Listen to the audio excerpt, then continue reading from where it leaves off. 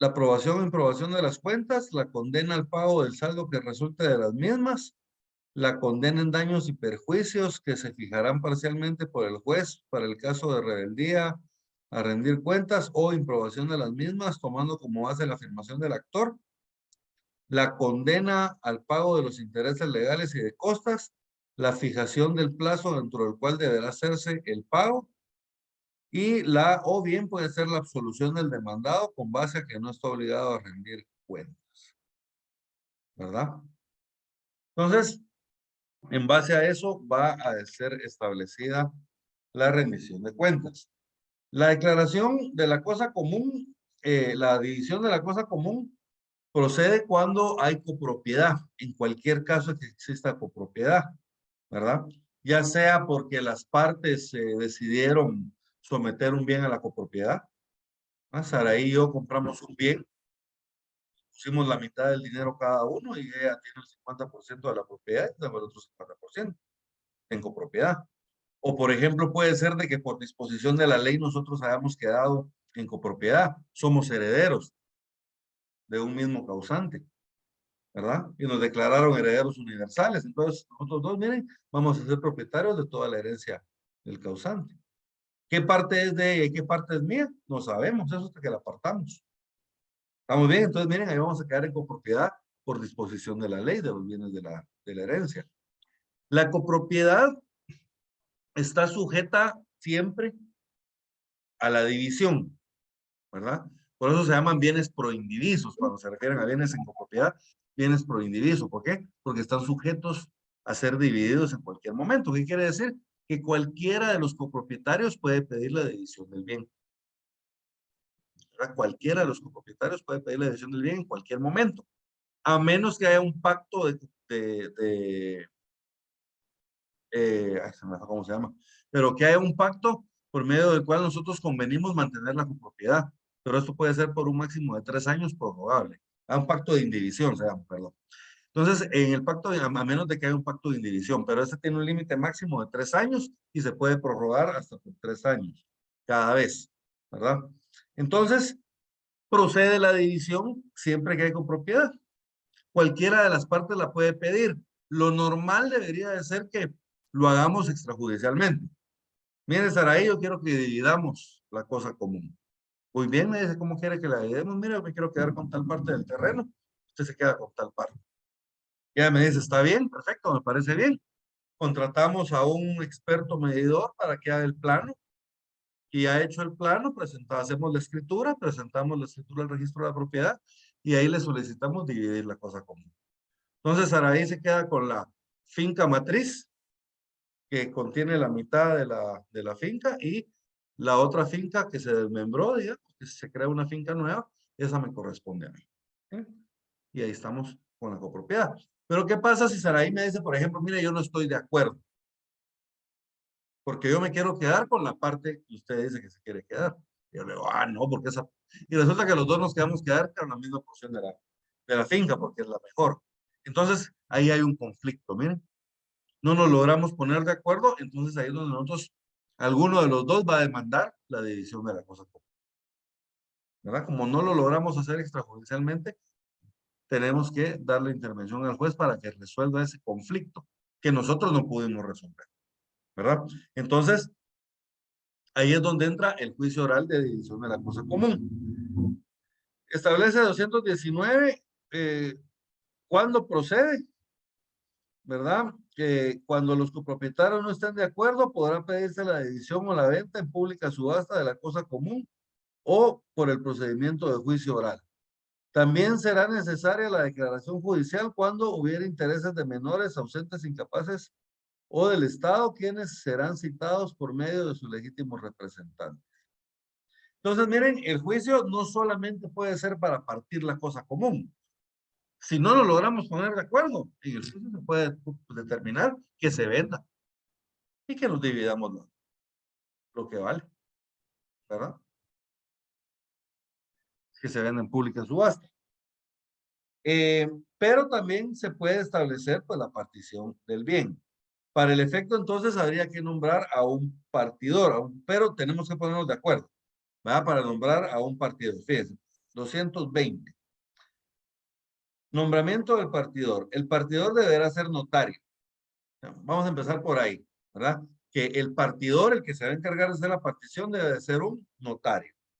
Luego establece, en la fase conciliatoria, el juez procurará venir a las partes sobre el nombramiento del partidor. Y si no hubiera acuerdo, él hará la designación. Asimismo, procurará que los interesados determinen las bases de la partición. Entonces, fíjense, pues, lo primero que va a hacer el juez es, les va a venir a las partes para que ellos se pongan de acuerdo en nombrar un partido. Entonces, miren, nosotros pues, queremos que el partidor sea la licenciada Susi Medina. Ya nos pusimos de acuerdo. Entonces, el juez la nombra ahí. Pero, ¿qué pasa si no nos ponemos de acuerdo? Entonces, el juez va a nombrar un partido. ¿Verdad? El juez va a nombrar un partidor al que mejor le parezca. Ese partidor, él se va a encargar de realizar pues, la partición, de llevar a cabo la partición. Y de la misma forma, el juez va a venir a las partes para que se pongan de acuerdo en los términos de la partición. ¿Se recuerdan? Yo me quería quedar con esta parte, Saray también se quería quedar con esta parte, entonces el juez nos va a venir a modo de que nos pongamos de acuerdo en la forma en que nos vamos a dividir, ¿verdad? Y si no, pues lo va a hacer él. Luego establece el artículo. Previa aceptación y discernimiento del cargo de partidor nombrado, el juez fijará término para que se presente su proyecto de partición o manifieste al tribunal la imposibilidad de llevarla a cabo. Entonces, miren, una vez el partidor, que es un notario, acepta el cargo, se le discierne el cargo, ¿verdad? Aceptarlo quiere decir de que cuando el juez lo notifica a él de que lo está designando como partidor, entonces él se apersona al tribunal y dice, señor juez, acepto el cargo. Si él acepta, entonces el juez le discierne el cargo, ¿verdad? Que ese, el discernimiento del cargo es el documento con el cual él va a acreditar el cargo de partidor, ¿verdad? Eso le va a servir para acreditar dicho. Entonces, ese es el discernimiento del cargo. Entonces, una vez discernido el cargo, se le va a fijar un plazo para que él presente un proyecto de partición. Va a decir, miren, yo les propongo que el proyecto se parta de tal forma, ¿verdad? O puede ser también que él indique que es imposible realizar la partición, ¿verdad? Si fuera un bien que por su naturaleza no puede ser partido, entonces simple y sencillamente pues no se realiza. Él indica que no se puede realizar la partición. Luego establece, previamente a formular el proyecto de partición, el partidor podrá pedir privadamente a las partes interesadas las instrucciones y aclaraciones que juzgue oportunas. Si no se obtuvieren, ocurrirá al juez para que convoque a una audiencia a fin de que ellas firmen los puntos que crean discrepancia. Luego viene la discusión del proyecto. Presentado el proyecto de partición, el juez lo hará saber a las partes y las convocará a una audiencia para que hagan las observaciones y rindan las pruebas que estimen convenientes. Entonces, miren, ya hecho el proyecto de partición, se convoca a las partes de nuevo a la audiencia para que ellos conozcan el proyecto y hagan sus observaciones, ¿verdad? Entonces, ahí alguno puede decir que, bueno, sí quiero, por el otro puede decir que no. También no está de acuerdo con la forma en que se hizo la partición, etcétera, ¿verdad? Si el juez estimare fundadas las objeciones de las partes, podrá disponer por una sola vez que se formule un nuevo proyecto por el partidor, fijando plazo para el efecto. De este nuevo proyecto se dará audiencia por 5 días a las partes. Si las partes no se ponen de acuerdo con el primer proyecto de partición que les presenten, el juez puede ordenar, pero por una única vez, que sea un nuevo proyecto. Y de cuando se entregue ese nuevo proyecto, se le va a dar audiencia por 5 días a las partes. El juez podrá ampliar los términos de la tramitación del juicio real en lo que sea necesario para dar cumplimiento a los traslados del proyecto de partición. Bien, ahora viene la aprobación del juez en el artículo 222. Por favor, Saraí, ayúdame. Artículo 222. Perdone antes que lea la ¿Y qué era? compañera, cuando habla de si no se obtuvieran ocurrirá al juez. Esta palabra ocurrir puede tomarse como algún sinónimo de acudir o recurrir o tiene algún significado. Sí, esa palabra ocurrir se utiliza para un recurso que se llama ocurso, ¿verdad? Entonces, a eso se refiere. Él puede presentar un ocurso ante el juez, ¿verdad? Por eso puede ocurrir ante el juez. Entonces, él puede presentar un ocurso ante el juez. A eso se refiere esa palabra. Gracias. Perdone, ese recurso es como para oponerse al proyecto de partición o no necesariamente. ¿Quieren acompañarnos a ir a dejarle los chuchitos a papá? Solo estoy... Ay, nos venimos todos.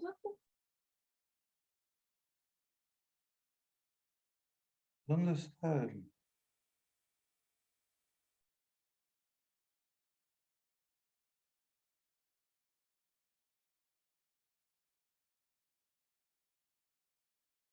Perdí la...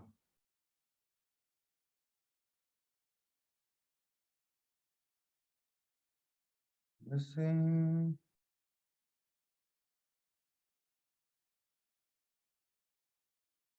Ajá, lo que pasa es que establece, previamente a formular el proyecto de partición, el partidor podrá pedir privadamente a las partes interesadas las instrucciones y aclaraciones que juzgue conveniente. Entonces, fíjense, pues a lo que se refiere a eso es de que yo puedo venir y citar a los interesados, digamos que son Susi y Saraí, en forma privada. Primero con Saraí, mire cuáles son las instrucciones que usted quiere para la partición. Entonces yo la voy a escuchar a ella, qué es lo que ella quiere. Y luego me voy a reunir de forma privada con Susi. Susi, ¿qué es lo que usted quiere? Y ella me va a dar sus instrucciones. Entonces yo ya en base a lo que las dos me digan, voy a realizar el proyecto de partición. Ahora, esa parte de donde está la parte de ocurrir, establece. Si no se obtuvieren, o sea que si no se obtuviere, ¿qué? Si no se obtuvieren las instrucciones por parte de las partes, ¿verdad? Si no se obtuvieren, ocurrirá al juez para que convoque a una audiencia, ¿va? Presentará un ocurso, pero ¿cuál es el objeto de ese ocurso? De este en particular, es decirle al señor juez, mire, señor juez, no obtuve respuesta de las partes, no me dieron instrucciones, entonces por favor convóqueles a una audiencia y en la audiencia, pues ellos se tienen que manifestar sobre eso. A eso se refiere ocurrir, ¿verdad? Entonces, en este caso en particular es para eso el ocurso. ¿Va? Vamos a ver más adelante de otros casos de otros ocursos. Pero a eso se refiere, ¿verdad? Es a un ocurso. Licenciado, perdone. ¿Eso sí? En ese párrafo dice, si no se obtuvieran, ocurrirá al juez para que convoque a una audiencia, a fin de que en ella se fijen los puntos que crea en discrepancia. Es la última palabra. Es que mi código dice que crea indispensables. Ah, no. Sí, indispensables. El mío también dice indispensable. Sí, el mío también dice indispensables. Ah, es que usted dijo en discrepancia. Tal vez leí mal en ese momento. Bueno, Disculpen. entonces, Sí, no, a no, fin de que en ella se fijen los puntos que crea indispensables, el partidor, ¿verdad? gracias. Probablemente leí mal, les pido disculpas. ¿Estamos bien? Entonces, ahora vamos a la aprobación judicial. Por favor, Saray. Artículo 222, aprobación judicial. Pasados los términos a que se refiere el artículo anterior, si no hubiere oposición de parte, el juez aprobará la partición en auto razonado y mandará protocolarla por el propio partidor. Si hubiere oposición, el juez dictará sentencia declarando, según los casos, la aprobación del proyecto, su modificación con determinación concreta de los puntos que sean objeto de la misma, o bien la procedencia de la venta de la cosa en pública subasta. Entonces, miren, aquí hay dos, ¿verdad? Hay dos opciones. Una, o ambas partes están de acuerdo con el proyecto de partición o no. Si ambas partes están de acuerdo con el proyecto de partición, entonces lo que el juez va a hacer es aprobarlo. Aprueba el proyecto de partición y eso lo va a hacer en un auto razonado, ¿verdad? El auto razonado es un auto, ¿verdad? Solo que él tiene que razonar la exposición de motivos por los cuales se está aprobando la declaración, el proyecto de partición. Y mandará protocolizarla por el propio partidor. ¿Qué es lo que manda a protocolizar? El auto razonado. El auto que aprueba el proyecto de partición. Eso es lo que va a protocolizar el notario partidor. ¿Estamos bien? Entonces, esta, si se dan cuenta, es una protocolización por disposición de la ley. ¿Verdad? ¿Se recuerdan que la protocolización puede ser a requerimiento de parte, por disposición de la ley o por orden judicial? Esta es por disposición de la ley y por orden judicial. ¿Verdad? Porque el juez, en cumplimiento de la ley, va a ordenar. Ahora, ¿qué pasa si las partes no se ponen de acuerdo?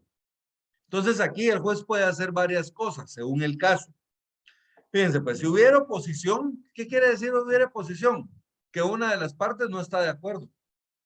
Una sí está de acuerdo, la otra no, o tal vez ninguna de las dos está de acuerdo. Entonces, si hay oposición, entonces, ¿qué hace el juez? Bueno, el juez debe dictar sentencia. Depende del caso, ¿qué va a dictar sentencia? Fíjense, pues, declarando según los casos la aprobación del proyecto, el juez puede decir, bueno, miren, a mí no me importa si ustedes no están de acuerdo, yo apruebo el proyecto y de esa forma se va a partir. ¿Verdad? Esa puede ser una opción. El juez, si él lo considera, él puede aprobar el proyecto de partición. ¿Estamos bien? Puede también que el juez la apruebe, pero establezca que debe modificar algunas cosas. También tiene el juez esa facultad. Miren, voy a modificar el proyecto. Y ya una vez modificado, lo aprueba. O la otra puede ser poner en venta en pública subasta el bien. Puede ser de que no sea posible la partición. O puede ser de que al juez tampoco le parezca la forma en que se está haciendo el proyecto de partición y no lo aprueba. Entonces, en este caso, lo que queda es vender el bien en pública subasta. No se lo queda ni una ni la otra. Se vende y el producto de la venta se parte en dos y se le da la mitad a cada uno. ¿Estamos bien? Entonces, esa es la otra opción que tenemos. Entonces, tres opciones: aprobar el proyecto, modificar el proyecto o vender el bien en pública subasta. Son tres opciones las que va a tener el juez en caso de que las partes no se pongan de acuerdo en aprobar el proyecto. Ahora, si las partes sí se pusieron de acuerdo y aprobaron el proyecto, el juez lo aprueba mediante el auto razonado y ordena la protocolización. ¿Cómo se va a realizar esa protocolización? Eso lo tenemos en el artículo 223. Por favor, Susi. Artículo 223. Formas de protocolación. Para los efectos de protocolar la partición, el partidor recibirá del juzgado certificación del proyecto y del auto que lo apruebe o de la sentencia en su caso. Dicha certificación será compulsada en lo que se refiere al proyecto de partición, respetando en todas sus partes la forma que le hubiera dado el partidor, aunque se hayan dejado espacios y no se haya escrito en renglón seguido. Muy bien, entonces miren, para los efectos de la partición, él va a recibir del juzgado la certificación del proyecto y del auto que lo apruebe, o en su caso de la sentencia, ¿verdad? Entonces miren, ¿qué es lo que le van a dar a él? Una certificación. Esa la emite el secretario del juzgado, ¿verdad? Entonces, ¿qué es lo que le van a certificar? El proyecto de partición y el auto de aprobación, o la sentencia si fuera el caso. Entonces, esa certificación, esa la va a protocolizar el notario. Dicha certificación será compulsada en lo que se refiere al proyecto de partición, respetando todas sus partes en la forma que hubiere dado el partidor, aunque se hayan dejado espacios si no se haya hecho a renglón seguido. ¿Qué quiere decir? Que se va a transcribir literalmente. ¿Verdad?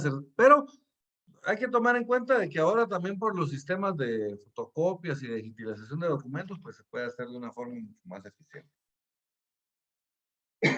Bien.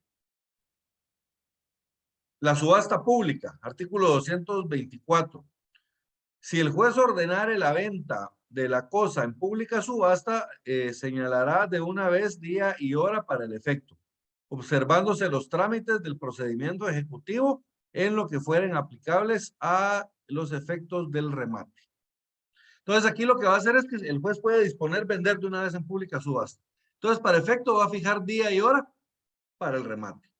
Y para el efecto puede utilizar supletoriamente las normas relativas al juicio ejecutivo.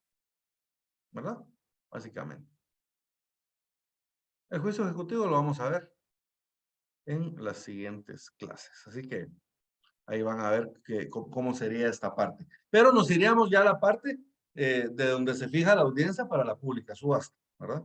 Desde ahí iniciaríamos el trámite del juicio ejecutivo. ¿Estamos bien? Entonces, miren, básicamente esas son las opciones que existen. Si las partes no se ponen de acuerdo, pues entonces el juez puede establecer cómo se va a partir o puede aprobar parcialmente y modificar el acuerdo, el proyecto de partición, o puede vender en pública subasta. ¿Alguna duda con relación a la división de la cosa común? Licenciado, perdón, en el caso de la división de la cosa común, el notario que se va a encargar del proyecto se tiene que apoyar en algún perito, ¿verdad? Para ver pues los límites y esas Sí, cuestiones. sí. Tiene que haber un experto medidor, porque, digamos, dentro del proyecto de partición se va a presentar un plano que va, obviamente tiene que estar autorizado por un ingeniero, ¿verdad? Que es el experto medidor. Entonces, sí, Saray, él se va a apoyar de expertos para poder establecer el valor del bien, las medidas del bien, etcétera, ¿verdad? Entonces, sí, él se puede valer de cualquier experto para poder establecer las medidas del bien. ¿Alguna otra duda, jóvenes, con respecto a este proceso? Licenciado, solo perdone, en el caso del certificado que va a servir para la protocolación, el Ajá. certificado es aparte del proyecto y del auto, es un documento aparte sobre sobre lo que es el proyecto y el auto. Ok, sí, les explico esto. La certificación la hace el secretario del juzgado. Él es por disposición de la ley, él es quien se encarga de emitir las certificaciones del juzgado. Él es el que tiene la fe pública judicial, si quieren verlo así, no es el juez. Entonces, bien, tanto el proyecto de partición como el auto de aprobación, esos constan en el expediente. Entonces, lo que deberían de hacer es sacarle fotocopia a esos documentos, a los dos documentos, y luego el secretario los certifica. Para eso, el secretario les hace una razón, ¿verdad? El infrascrito secretario del juzgado, identifican el juzgado, autentica o certifica la autenticidad de las copias que anteceden, las cuales están contenidas en 16 hojas, las cuales contienen el proyecto de partición presentado por el partidor tal y el auto de aprobación del mismo. Pues básicamente eso sería la certificación. Y luego pues él la firma y tiene que enumerar, sellar y firmar todas las hojas de la certificación. Es muy parecido a una auténtica, ¿verdad? Lo único que no es una auténtica, sino que es una certificación que emite el secretario del juzgado, ¿verdad? Pero básicamente es por medio de una razón que lo certifica Saray, ¿verdad? ¿Alguna duda, jóvenes? Bien. Pasemos entonces a la declaratoria de jactancia. Este título, juicio de declaratoria de jactancia es bien especial, fíjense, porque lo que sucede acá en la jactancia es de que se los voy a explicar así como en términos generales y después vamos a los fundamentos legales. Entonces, fíjense, pues lo que sucede en el juicio de jactancia es de que hay alguna persona que manifiesta ser poseedor de un derecho que me pertenece a mí. ¿Estamos bien? Voy a poner un ejemplo. Yo tengo una finca y hay una persona que públicamente anda diciendo en el pueblo que es dueño de esa finca y la anda ofreciendo para venderla. Aquí estamos hablando de derecho civil, ¿verdad, jóvenes? Independientemente de las responsabilidades penales que puedan ocurrir de las acciones de las que vamos a hablar acá. Aquí estamos hablando de la parte civil, digamos, de las consecuencias civiles de dichas acciones. Entonces, fíjense, pues, hay una persona que anda diciendo en el pueblo que él es propietario de la finca Santa Luisa y esa finca me pertenece a mí. Y antes de mí le perteneció a mi papá, y antes de mi papá le perteneció a mi abuelo, y así sucesivamente. Entonces, fíjense, pues. Y esta persona lo anda ofreciendo para venderla. Entonces, la persona está manifestando ser poseedora de un derecho que me pertenece a mí. Entonces, ahí es donde entra el juicio de jactancia, fíjense, pues. Entonces, la persona que sea el verdadero propietario del derecho, digamos, va a demandar al jactante. Supongamos de que la persona que anda diciendo que es la poseedora de ese derecho es Sarai. Entonces yo voy a demandar a Sarai. ¿Para qué la voy a demandar? Fíjense pues. Para que ella se jacte del derecho que dice tener. Por eso se llama juicio de jactancia. Jactarse quiere decir de que ella va a decir, sí, ese es mi derecho y aquí están las pruebas. ¿Verdad? Entonces, el juez en el juicio de jactancia le va a fijar un plazo a ella para que ella se jacte de su derecho. Para que ella presente las pruebas y me las tire en la cara y me demuestre de que ella tiene ese derecho. Y si en el plazo que el juez le fija ella no lo demuestra, entonces pierde ella cualquier derecho de reclamar dicho derecho, valga la redundancia, ¿verdad? Entonces, básicamente así funciona la jactancia. Yo tengo un derecho, una persona dice tener o ser poseedor de dicho derecho, entonces yo lo demando para que la persona demuestre que realmente posee dicho derecho. Y si no lo demuestra, en el plazo que se le fijó, entonces él pierde derecho para cualquier reclamo sobre dicho bien o dicho derecho. Entonces, básicamente así funciona la jactancia, o así funciona el juicio de jactancia. Fíjense, pues, declaratoria de la jactancia. Por favor, Andrea, 225.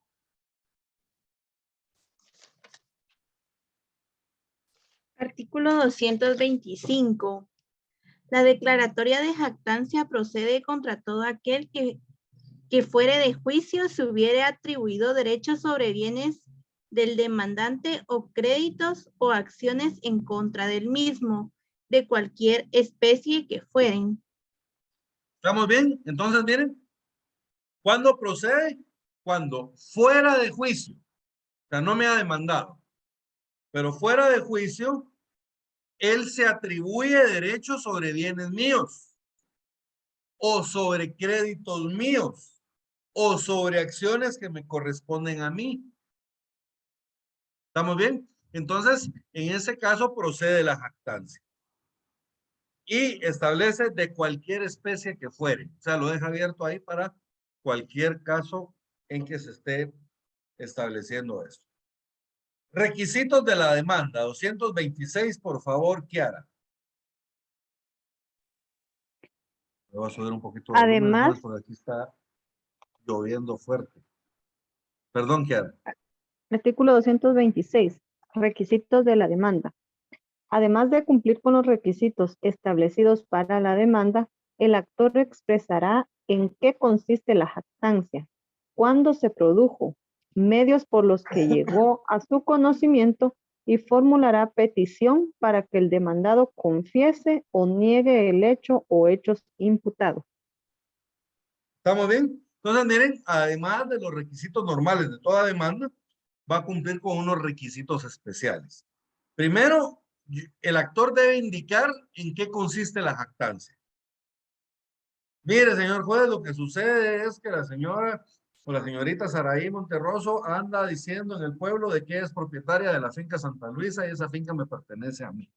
Y es más, señor juez, ella anda ofreciendo la finca en venta. Está ofreciendo vender la finca. Entonces yo le tengo que explicar al juez en qué consiste la jactancia. ¿Cuándo se produjo?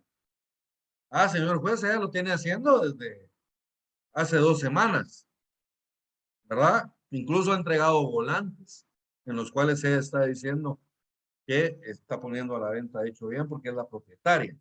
Miren, tengo que indicar los medios por los que llegó a mi conocimiento. Miren, lo que pasa es que en el pueblo me empezaron a decir, me enseñaron unos volantes. Entonces, por eso me di cuenta de que andaba ofreciendo la finca. ¿Estamos bien? Entonces, yo le tengo que explicar todo eso al juez. Y al final, le tengo que formular al juez una petición. Yo le tengo que pedir al juez que le formule la petición al demandado, en este caso a Saraí, de que acepte o niegue, de que confiese o niegue los hechos que se le imputan. Entonces puede ser que Saraí diga, no, señor juez, yo no he dicho nada. ¿No? Son mentiras, son rumores de la gente, ¿no? Yo no he dicho nada. Yo nunca he dicho que esa finca sea mía. Niega los hechos. O puede ser que confiese, sí, señor juez, yo andaba ofreciendo la finca y andaba ofreciendo los volantes y yo decía que la finca era mía. Puede ser. Y aquí tengo las escrituras para probar. Puede ser, ¿verdad? 227. Por favor, Ashley. Intimación.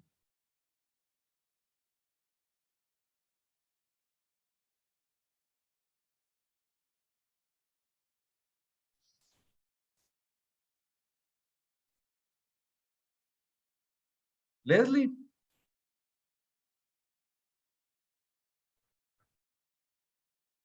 ¿Lo puedo leer yo, licenciado? Claro que sí.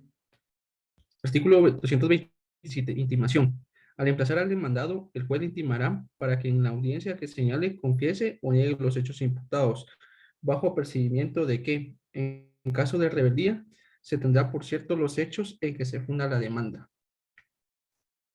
¿Estamos bien? Entonces, cuando lo emplace, al momento de que le notifiquen la demanda, ahí le van a fijar un día y hora para la audiencia, ¿verdad? Porque este es un juicio oral, este se realiza por audiencia, ¿se recuerdan?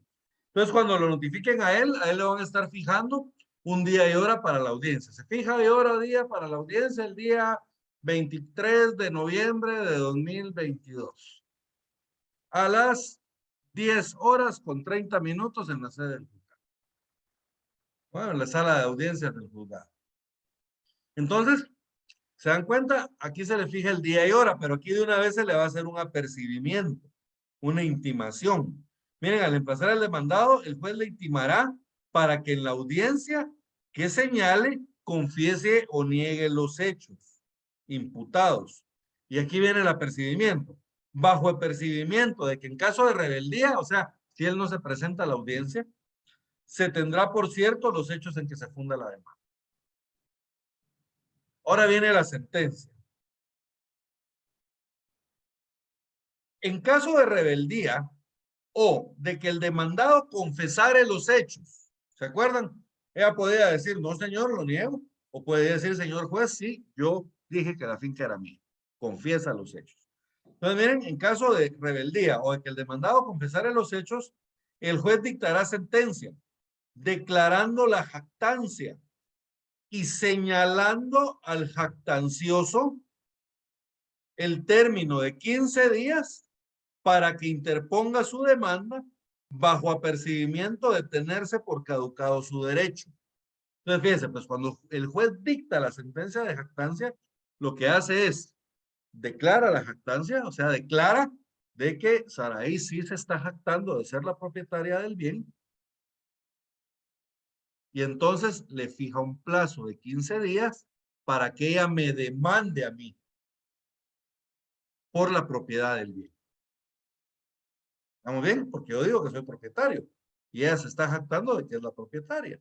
Entonces el juez le fija plazo para que ella me demande a mí y pruebe de que es la propietaria del bien. Y de una vez le apercibe de que si en ese plazo de 15 días, ella no me demanda, caduca su derecho a poder exigir el bien por el cual se estaba jactando. ¿Estamos bien? Se lo leo de nuevo. Miren. En caso de rebeldía o de que el demandado confesare los hechos, el juez dictará sentencia declarando la jactancia y señalando al jactancioso un término de 15 días para que interponga su demanda, bajo apercibimiento de tenerse por caducado su derecho. Si después de esos 15 días él me demanda, entonces yo puedo interponer una excepción previa de caducidad. En virtud de que a él le fijaron un plazo de 15 días para demandarme y no me demandó en ese plazo de 15 días. Le caducó su derecho. ¿Estamos bien? Y luego establece el siguiente párrafo. Si se hubiera negado la demanda, el juez con base en las pruebas producidas dictará sentencia, la cual declarará si se produjeron o no por el demandado las expresiones que la demanda le hubiera atribuido. En caso afirmativo, se procederá conforme lo dispuesto en el párrafo anterior. Si ella niega la demanda, ¿se acuerdan? Ella ya podía decir, señor juez, yo jamás dije que era la propietaria. Pero el juez, en base a las pruebas presentadas, igual puede determinar si ella hizo o no hizo la declaración jactanciosa. Y si el juez declara de que ella sí hizo la declaración jactanciosa, entonces va a proceder de la manera que lo establece el artículo del párrafo anterior, que es que va a dictar sentencia declarando la jactancia y le va a fijar un plazo de 15 días para que ella me demande, ¿verdad? Y si no me demanda en esos 15 días, se le apercibe de que va a caducar su derecho. ¿Estamos bien con la jactancia? Y hay un parrafito más, jóvenes. Transcurrido el término fijado en la sentencia, sin que el demandado hubiere justificado haber interpuesto la demanda, el juez, a solicitud de parte, declarará caducado el derecho y mandará expedir certificación a la. Entonces, miren, si pasan los 15 días y Saraí no me ha demandado, entonces yo le puedo pedir al juez, o sea, solicitud de parte, que declare caducado el derecho de ella. Y que se me extienda certificación de dicha caducidad. Entonces ya con esa certificación, si ella me demanda, yo ya puedo interponer la excepción de caducidad. ¿Estamos bien? ¿Alguna duda con relación al juicio de jactancia, jóvenes?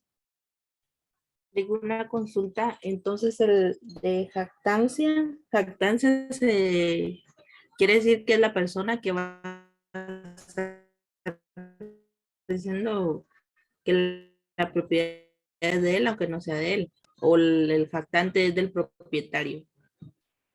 No, el jactancioso es la persona que está diciendo que el bien le pertenece. Digamos, es el demandado. Él es el jactancioso. Así se le llama. Gracias. Jactancia, digamos, jactancia. Según la ley de organismo judicial, jóvenes, nosotros debemos de interpretar las palabras de acuerdo al sentido literal de las mismas, o sea, de acuerdo a la interpretación que les da la Real Academia de la Lengua Española, ¿verdad? Que se llama Real Academia de la Lengua, o Real Academia Española de la Lengua, no recuerdo. Bueno, pero la Real Academia. Jactancia lo define como, hay dos definiciones, se las voy a leer las dos. La primera es vanidad que muestra una persona que presume y alardea de sí misma sobre sus propias cualidades. Y luego está la otra, que tiene el título de derecho, esta es la que nos interesa. Acción civil por la que se obliga a una persona a que se ejercite judicialmente sus derechos o bien que se guarde silencio para siempre, ¿verdad? Básicamente eso es lo que establece jactancia. Licenciado, perdone, en este caso de la jactancia, suponiendo, ¿verdad? Que yo soy la que me jacto de un bien que a usted le pertenece, ¿verdad? Pero de ahí se comprueba que eran mentiras, que yo no me estaba jactando, como dijo usted, ¿verdad? Yo vengo y digo, ay, no, yo no he dicho que la propiedad del licenciado es mía. Entonces, pudiera yo después a usted denunciarlo por calumnia, porque usted estaba diciendo que yo decía que ese bien era mío cuando pues, yo no dije nada, digamos. Podría ser. Podría ser. Habría que analizar bien el tipo penal de la calumnia, ¿verdad? Podría ser. Lo que pasa es que yo recuerdo que en la calumnia usted acusa falsamente a una persona de un delito. No. Habría que tipificar bien si es, porque puede ser calumnia, puede ser injuria o puede ser, ¿cómo se llama la otra? Difamación. O difamación, exacto. Difamación es la que se hace por medio de los medios de comunicación, creo yo. No recuerdo muy bien los tipos penales ahorita en ese momento, pero sí podría ser, Saray, podría ser que se incurra en alguna de esas. Pero, sin irnos a lo penal, si yo la demando a usted por la jactancia y se demuestra de que usted no se estaba jactando del derecho, entonces en este caso, independientemente de cualquier otra responsabilidad que haya, yo sí voy a estar obligado a tener que pagarle probablemente los daños y perjuicios o las costas procesales, ¿verdad? Entonces, habría que analizar el caso en particular, pero sí, podría haber responsabilidades y se determina, porque la demanda le va a hacer incurrir a usted en gastos, ¿me entienden? Entonces, si se puede determinar que al final de cuentas los hechos que yo argumento en la demanda son falsos, entonces sí podría haber alguna responsabilidad en contra de él. Civil, ¿verdad? Independientemente de las penales que pudieran haber. Bien. ¿Hay alguna duda, jóvenes, hasta dónde vamos?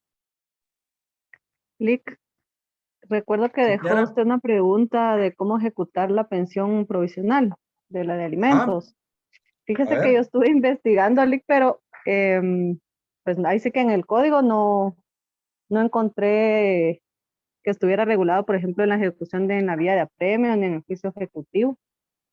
Entonces, ahí sí que googleando, pues encontré una sentencia, pero no sé si sea eso de la Corte de Constitucionalidad, donde indicaba que era exigible en cualquier momento, que en tanto el asunto principal que la provocó se resuelva en definitiva, ella por el carácter de urgencia que la reviste en cuanto a cubrir necesidades inherentes al ser humano, pero no sé si sea eso. Sí podría ser. Fíjense que, digamos, legalmente existe esa laguna, porque lo que sucede es de que para que ustedes realicen la ejecución en la vía de apremio o el juicio ejecutivo, la ley establece cuáles son los títulos ejecutivos que ustedes pueden utilizar. Y resulta que el título ejecutivo de la pensión provisional no se encuentra, ¿verdad? Entonces está ese vacío. Pero, ¿de cuándo es esa sentencia, Kiara? Tal vez nos puede compartir el número para que todos lo podamos leer. Pues acá decía sentencia del 23 de enero de 2014. Expediente dice 4805, Vamos a ver, 23 guión de 2014. enero de 2014, expediente 4805, guión 2014. 4805-2014. Con ese número, jóvenes, pueden encontrar en la página. Pero yo creo que se lo puse como mensaje directo otra vez. Permítanme.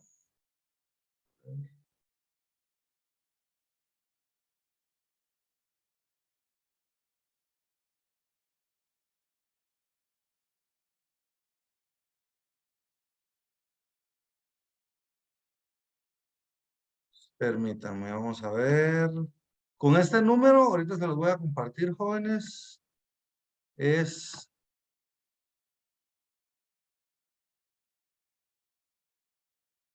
peleado con la tecnología.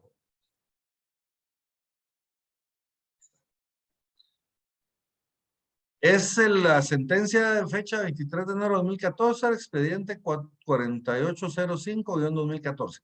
Con ese número, en la página de la Corte de Constitucionalidad pueden encontrar ustedes, pueden bajar una copia de la sentencia. Entonces la pueden leer. Básicamente, según por lo que me acaba de leer, Kiara, yo lo que entiendo es de que una vez esté terminado el juicio, ¿verdad? Se puede exigir en cualquier momento, ¿verdad? Y el título ejecutivo, pues sería la sentencia del juicio, ¿verdad? Básicamente. Pero voy a bajar la sentencia, la voy a leer y platicamos. Muchas gracias, Kiara. Bueno, Liz. Excelente. Muy bien. Fíjense que tenemos que platicar un poquito sobre el juicio sumario, que es el siguiente proceso que vamos a ver. En el juicio sumario, jóvenes, es básicamente como que si fuera un juicio ordinario, pero con plazos reducidos, ¿verdad? Un juicio ordinario pequeño, un juicio ordinario chiquito, les digo yo. El juicio ordinario va a ser la base que vamos a utilizar para poder desarrollar el juicio sumario. Básicamente ustedes se van a dar cuenta que la estructura es muy parecida a la del juicio ordinario, solo que como les digo, los plazos se reducen normalmente en una tercera parte, ¿verdad? Entonces, en este tipo de proceso, también tenemos asuntos específicos señalados en la ley que se van a tramitar en el juicio sumario, igual que pasó en el juicio oral. Entonces vamos a empezar por ahí. ¿Cuáles son los asuntos que vamos a tratar nosotros o que vamos a conocer en el juicio sumario? Eso los tenemos en el artículo 229 del Código Procesal Civil y Mercantil. Por favor, Saray. Artículo 229. Materia del juicio sumario. Se tramitarán en juicio sumario, número 1, los asuntos de arrendamiento y de desocupación. 2, la entrega de bienes muebles que no sean dinero. 3, la rescisión de contratos. 4, la deducción de responsabilidad civil contra funcionarios y empleados públicos. 5, los interdictos. 6, los que por disposición de la ley o por convenio de las partes deban seguirse en esta vía. Bien, entonces miren los asuntos de arrendamiento y desocupación. Aquí es cuando una persona arrenda un bien. Podemos arrendar una casa y hay algún asunto que tenga que ver con ese arrendamiento. Por ejemplo, si yo quiero, por ejemplo, demandar a mi cliente porque violó una prohibición de tener mascotas, por ejemplo, o violó una prohibición de hacerle mejoras al bien. Miren, cualquier asunto que tenga que ver con el contrato de arrendamiento se va a llevar en esta vía. O puede ser también el caso de la desocupación. ¿Verdad? Que la desocupación es cuando yo quiero sacar a una persona del bien que yo le estoy arrendando, ¿verdad? Perdón, y Entonces, quería hacerle una consulta con respecto a esto que está hablando de alguna mejora al bien. Aunque ajá. un ejemplo, si yo arrendara un bien inmueble y de repente se le está cayendo un ejemplo el cielo falso y es urgente y yo tomo la iniciativa por venir a decir, no, ya no puedo vivir aquí y mire, arréglemelo, aunque el propietario no me lo devuelva, ahí también, si él no está de acuerdo, podría demandarme por haber hecho alguna modificación que fuese como de urgencia o beneficioso. Miren, depende. Lo que pasa es de que en el contrato de arrendamiento ahí están establecidas las clases de mejoras, ¿verdad? ¿Cuáles son las mejoras necesarias, las útiles y las de recreo? Entonces, básicamente las mejoras necesarias, esas son aquellas que usted, digamos, que se deben hacer al bien, porque si no se hacen, el bien se va a deteriorar o se va a destruir. Básicamente esas son las de mejoras, las mejoras necesarias, perdón. Entonces son aquellas mejoras que yo se las tengo que hacer al bien, porque si no se las hago, el bien se destruye. En ese caso, para cada tipo de mejoras aplican ciertas reglas. En las mejoras necesarias, estas normalmente le corresponden al arrendante. El arrendatario las puede realizar y después se las puede pedir al arrendante que se las pague. Entonces, en este caso, lo va a demandar por medio de un juicio oral. Ahora, yo les hablaba, digamos, en caso de que tengamos una prohibición específica. Por ejemplo, el arrendatario tiene prohibido hacer cualquier mejora útil o de recreo al bien, ¿verdad? Entonces, en ese caso, si hacemos algún tipo de mejoras de ese tipo, estamos violando la prohibición. Pero en general, cualquier conflicto que surja entre arrendante y arrendado con motivo del contrato de arrendamiento se va a conocer por medio de un juicio oral. ¿Estamos bien? Todos Sí, los conflictos que surgen, ¿verdad? Luego, la entrega de bienes muebles que no sean dinero. Aquí entendemos de que tiene que existir la obligación de entregar un bien.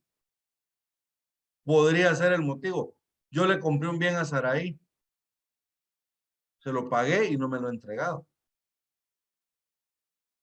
O puede ser de que Kiara tiene en depósito unos bienes que a mí me heredaron y el juez ordena que me los entregue. ¿Verdad? Ella me tiene que entregar esos bienes y no me los quiere entregar. Entonces yo la voy a demandar por medio de un juicio oral. ¿Por qué? Porque los bienes que me tienen que entregar no son dinero. Si los bienes fueran dinero y están acreditados por medio de un título ejecutivo, entonces yo voy a hacerlo mediante los procesos de ejecución, ya sea la vía de apremio o el juicio ejecutivo, según sea el caso, ¿verdad? Pero cuando sea la obligación de entregar bienes muebles que no sean dinero, entonces en ese caso va a ser un juicio ordinario. Por ejemplo, me tienen que entregar un toro, ¿va? Yo compré una vaca o un toro y no me lo quieren entregar, entonces yo voy a exigir por medio del juicio oral que se me entregue. ¿Entienden? Cualquier bien mueble, pero que no sea dinero. ¿Estamos bien? Perdón, es juicio sumario, como estaba diciendo oral. Sí, perdón, me Pues oral. confundí. Juicio sumario. Ah, Juicio sumario. Sí, perdón. Luego tenemos la rescisión de los contratos. La rescisión de los contratos es cuando hay un contrato, las partes firmaron un contrato, ese contrato aún no se ha cumplido y las partes deciden dejarlo sin efecto. Entonces las partes pueden rescindirlo por medio de una escritura pública, pero si no se ponen de acuerdo y una parte lo quiere rescindir por algún motivo y la otra no quiere, entonces lo vamos a hacer mediante un juicio sumario de rescisión de los contratos. ¿Se recuerdan ustedes, por ejemplo, en el saneamiento por vicios ocultos?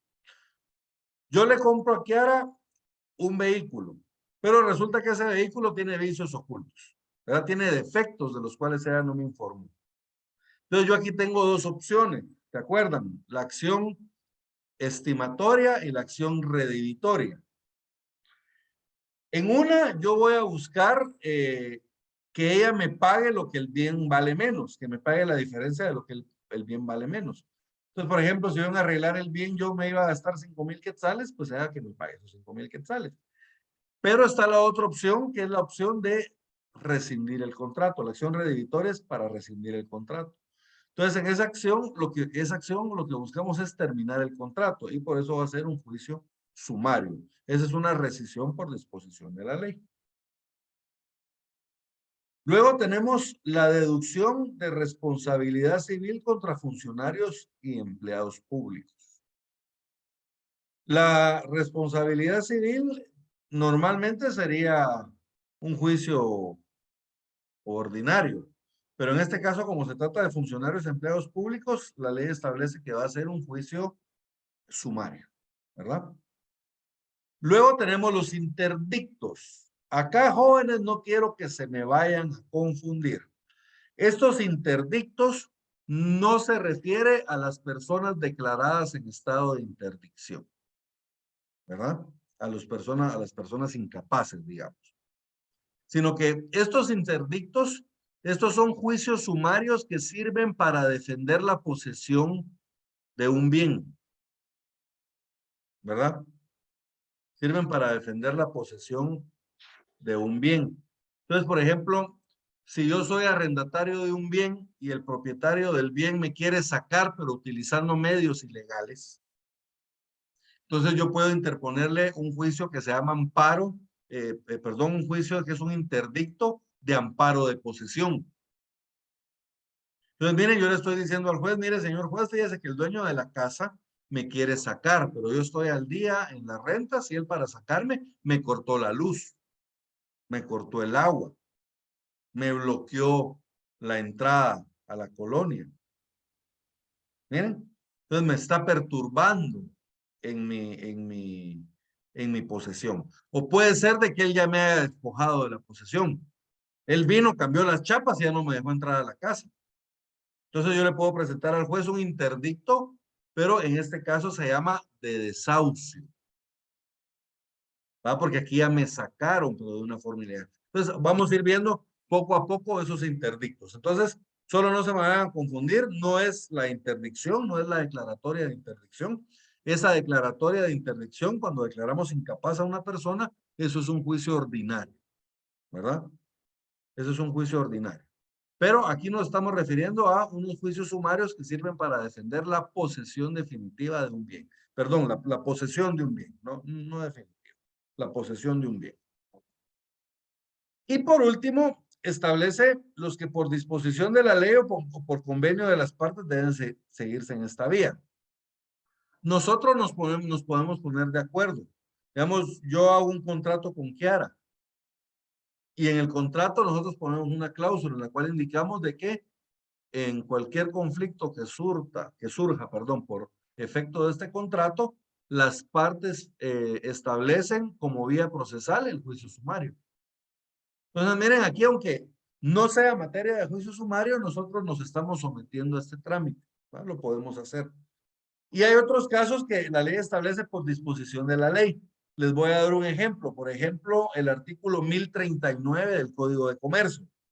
El artículo 1039 del Código de Comercio establece de que todos los conflictos que surjan con materia de ese código, que no tengan una tramitación señalada específica en la ley, se van a tramitar por medio de juicio sumario, ¿verdad? Entonces, el juicio tipo, digamos, el juicio tipo en mercantil es el juicio sumario, ¿verdad? Lo establece el artículo 1039. Entonces, anótenle ahí, por favor, ver 1039 del Código de Comercio y anótenle también ver 413 416 del Código Procesal Civil y Mercantil, se lo voy a ir apuntando aquí en el chat grupal. El primero que les dije es el 1039 del Código Procesal Civil y Mercantil. Luego les dije los artículos 413 y 416. Perdón, jóvenes. Perdón, miren pues, ya me estoy confundiendo yo. El 1039 es del Código de Comercio. Perdón, lo corrijo. Luego tenemos el 413 y el 416. Estos sí son del Código Procesal Civil y Mercantil. Y por último tenemos el 815, que este es del Código Civil. En estos artículos hay otros juicios sumarios por disposición de la ley, ¿verdad? Solo este primero que les puse 1039, por favor, ignórenlo. El segundo, el que dice Código de Comercio, es el correcto. Entonces, 1039 del Código de Comercio, 413, 416 del Procesal Civil y Mercantil y 815 del Código Civil, que son otros juicios sumarios por disposición de la ley. Entonces, el juicio sumario, jóvenes, como les decía, estos son los trámites que se van a realizar en este tipo de proceso. Hace un momento les decía de que a este proceso le vamos a aplicar nosotros por analogía las disposiciones del juicio ordinario en lo que le fueren aplicables, ¿verdad? Entonces, por ejemplo, si es aquí, digamos, ya no va a ahondar tanto en, digamos, cómo se tiene que realizar la declaración de las partes o en cómo se tiene que realizar la declaración de un testigo o cómo se tiene que realizar, por ejemplo, la prueba de exhibición de documentos, porque eso ya lo reguló el código, el juicio ordinario. Entonces aquí únicamente nos establece que vamos a aplicar por analogía todo lo que les sea aplicable a este proceso. 230, por favor, Susi. Artículo 230. Aplicación por analogía. Son aplicables al juicio sumario todas las disposiciones del juicio ordinario, en cuanto no se opongan a lo perceptuado en este título.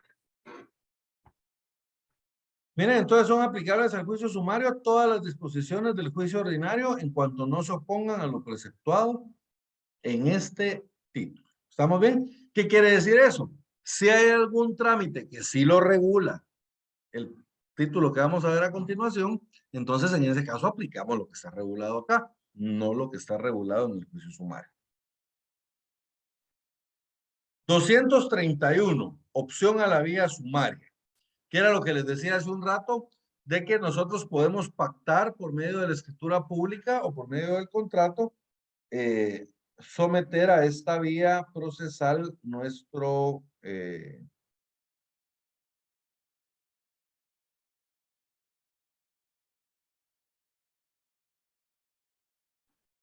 Muchas gracias, Kiara. Dice que Kiara nos compartió ahorita una copia de la sentencia de la que estábamos hablando hace un momento. Entonces ahí está en el chat grupal, jóvenes, para la que la puedan ver.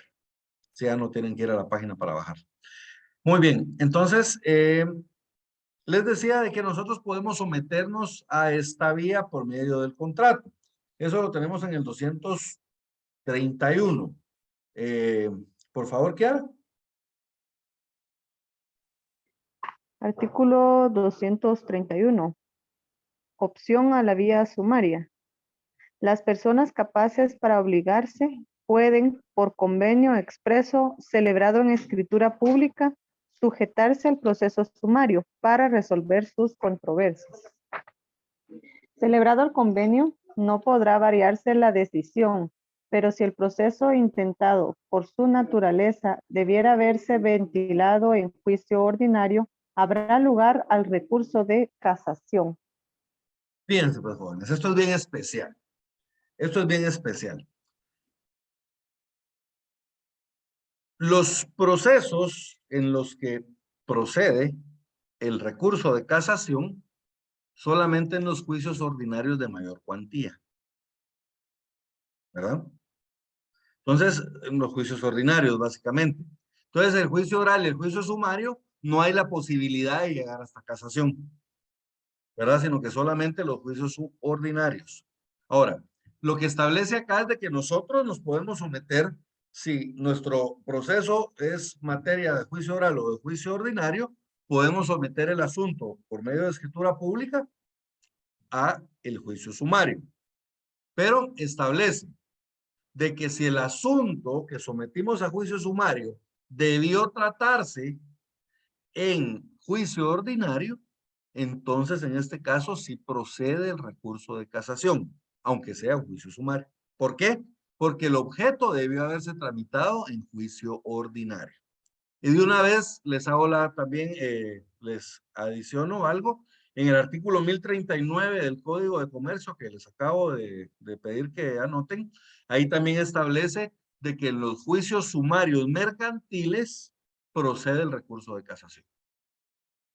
Entonces, a veces esta era una pregunta así medio maliciosa de los privados, que le preguntaban a uno en qué juicios procede el recurso de casación. Entonces venía uno y decía, el recurso de casación procede en los juicios ordinarios de mayor cuantía. ¿Cuándo procede un juicio, una casación en un juicio que no sea juicio ordinario? Entonces ahí se quedaba uno. Pero ya después, pues ya fuimos identificándolo, ¿verdad? Entonces, ¿cuáles son? Se refiere a estos, ¿verdad? Cuando yo llevo un juicio sumario, pero que el objeto de ese juicio debió haberse llevado en ordinario. Entonces ahí procede la casación. Y el otro caso es en los juicios sumarios mercantiles. En el 1039, ahí establece como en el tercer párrafo que procede el recurso de casación en ese tipo de procesos, ¿verdad? Entonces, básicamente eso es lo que establece el 231, ¿verdad? Que podemos someternos a la tramitación del juicio sumario, pero que tenemos que realizar el convenio de escritura pública. Una vez realizado el convenio, ya no se puede variar. Se ha realizado el convenio, nos tenemos que someter al juicio sumario, pero si el asunto debe ser tramitado en ordinario, entonces va a proceder el recurso de casación. ¿Alguna duda hasta dónde vamos, jóvenes? Les perdone con respecto a este recurso de casación, pero ese se interpone primero agotando los otros recursos, digamos apelación y todo eso hasta Sí, allá de... sí. hasta en el momento procesal que le corresponde, ¿verdad? ¿Estamos bien hasta acá, jóvenes? Hoy estamos de aniversario, ¿verdad, jóvenes? En la universidad. Incluso me pues, estuvieron preguntando en la mañana si iba a haber clases en la tarde, que no iban a haber, o iban a haber clases diferidas o algo así, pero yo igual sí doy. No, porque si no avanzamos con el contenido. Bien, jóvenes. Antes de nada, permítanme, les quiero compartir la asistencia, porque yo creo que no se las he compartido.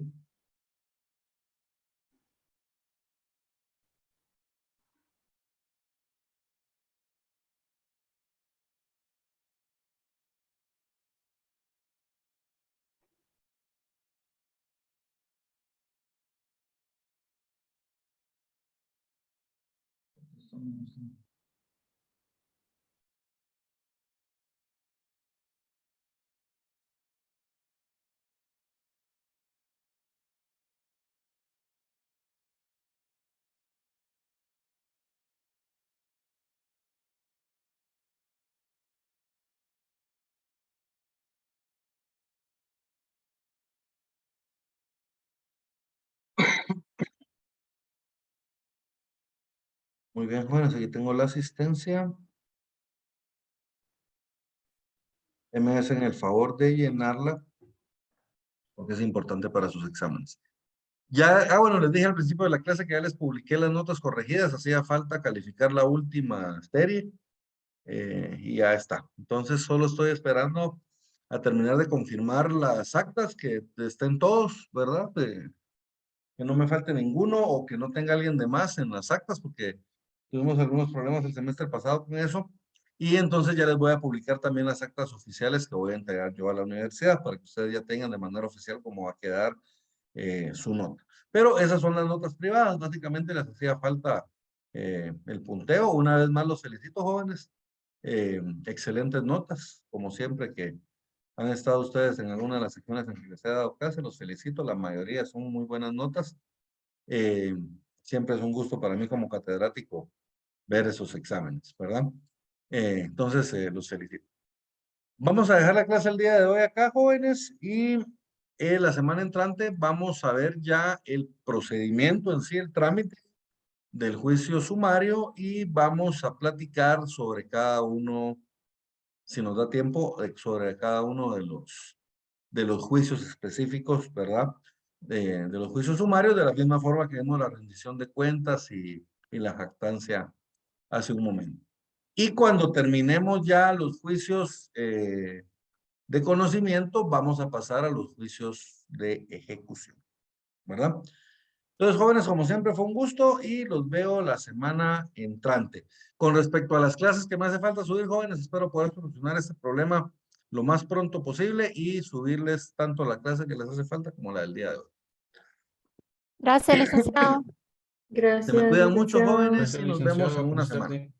Muy Feliz amable, tarde. gracias. Gracias, licenciado. Feliz tarde. Feliz tarde.